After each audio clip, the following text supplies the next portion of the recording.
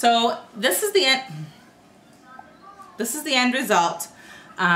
You can see that the leaves have browned up a little bit more on the outside and that there's a little crust over the top. And some of the things in the inside that we've stuffed into them have moved down a little bit also. There's going to be a little bit of liquid left in the bottom of your pan, but that's okay. It's not going to affect the flavor or anything. And it actually helps to soften the bottom leaves so that when you get down there, they're really, really delicious.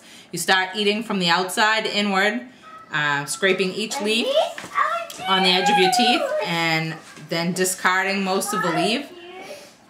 And you know, once you get down to the heart, you want to cut off the top of the spiky pieces at the, you know, there's like hairs on the top of the heart. You want to cut off those spiky pieces. You definitely don't want to eat those.